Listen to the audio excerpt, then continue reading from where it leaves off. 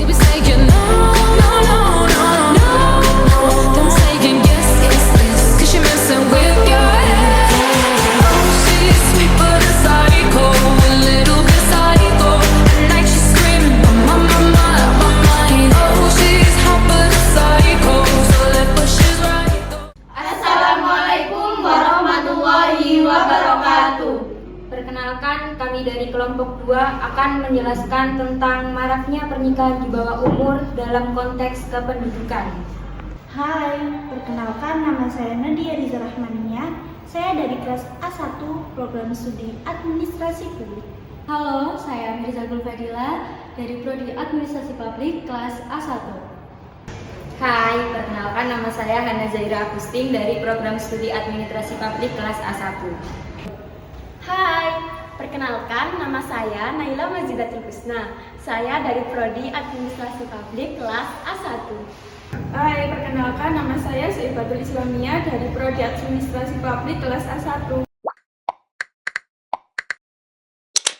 Nah, yang pertama saya akan membahas tentang konsep dasar hukum. Konsep dasar hukum pernikahan di bawah umur di Indonesia diatur dalam berbagai peraturan perundang-undangan, terutama Undang-Undang Nomor 16 Tahun 2019 yang merupakan perubahan dari Undang-Undang Nomor 1 Tahun 1974 tentang perkawinan.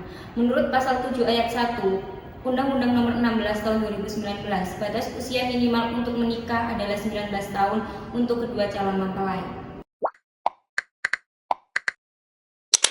Baik, yang kedua kita akan masuk ke pengertian pernikahan dini.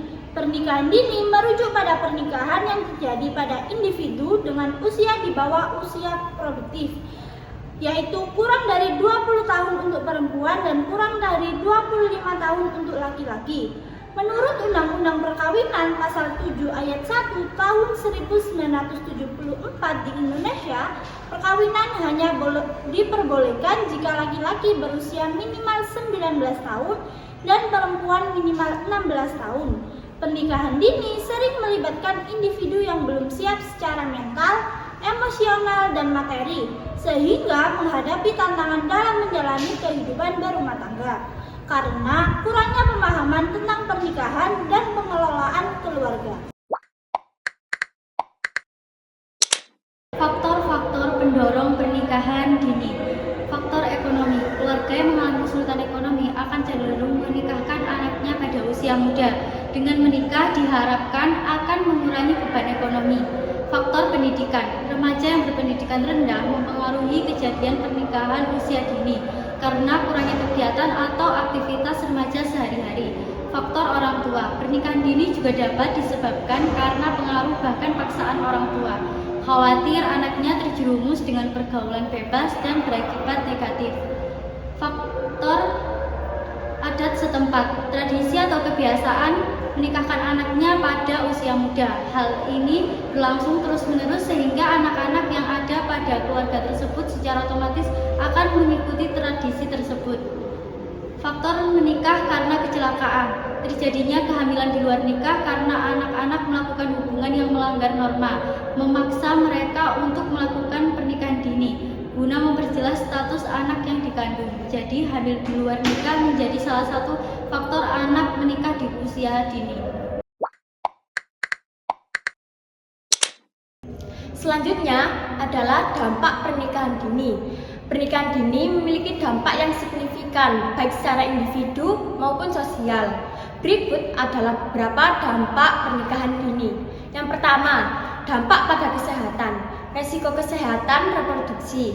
Anak perempuan yang menikah dini sering menghadapi komplikasi kehamilan dan persalinan karena tubuh mereka belum sepenuhnya siap.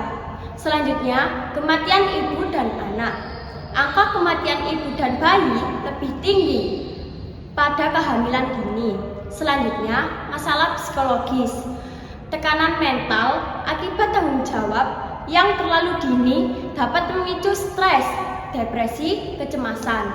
Selanjutnya yang kedua, dampak pada pendidikan.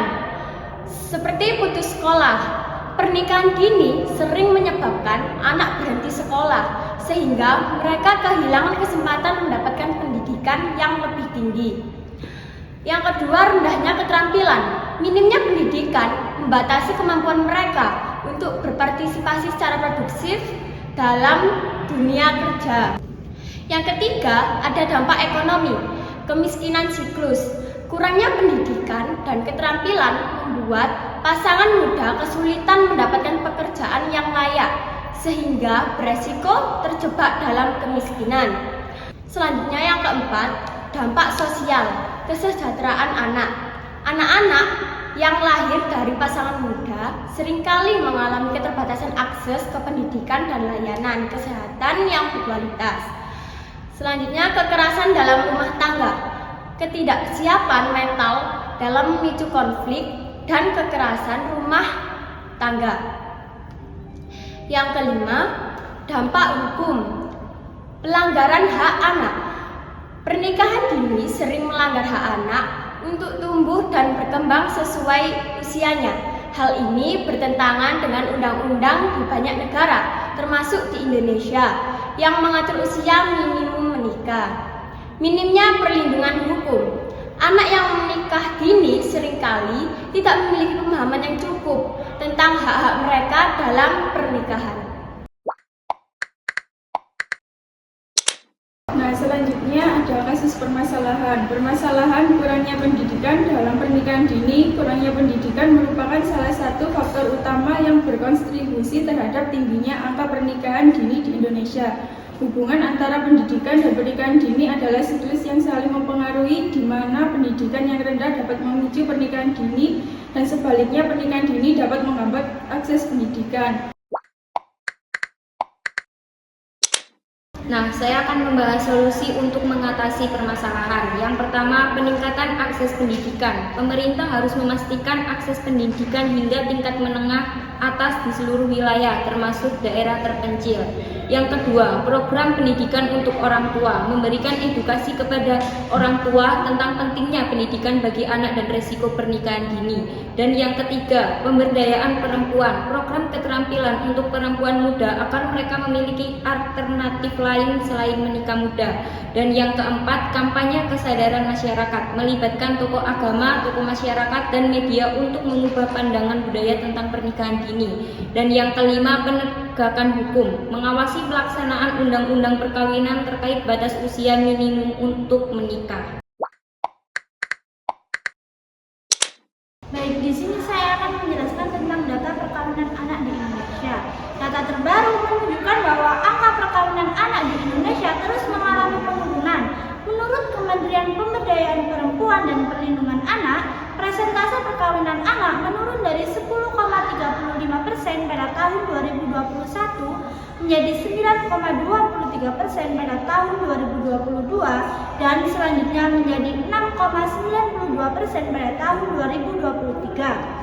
Penurunan ini melampaui target yang telah ditetapkan dalam Rencana Pembangunan Jangka Menengah Nasional 2020 sampai 2024, yaitu 8,74% pada tahun 2024. Meskipun demikian, pemerintah terus berupaya menurunkan angka perkawinan anak lebih lanjut dengan target 6,94% pada tahun 2030. Selain itu, data dari Badan Pusat Statistik menunjukkan bahwa pada tahun 2024 sebanyak 25,08% perempuan Indonesia menikah pertama kali pada usia 16 sampai 18 tahun dan 8,16% menikah pada usia 10 sampai dengan 15 tahun. Upaya pemerintah dalam menurunkan angka perkawinan anak antara lain yaitu melalui sosialisasi dan pembinaan di berbagai daerah. Misalnya, Bupati Mojokerto menargetkan penurunan angka perkawinan usia anak menjadi 8,74% pada akhir tahun 2024. Meskipun telah terjadi penurunan yang signifikan, Indonesia masih menghadapi tantangan dalam mengatasi perkawinan anak.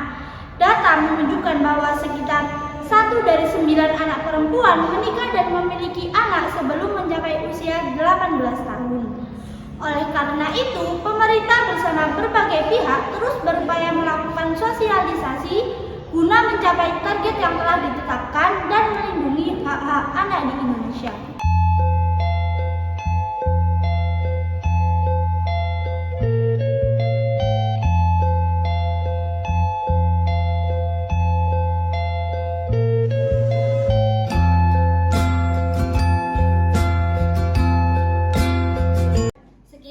dapat kami sampaikan.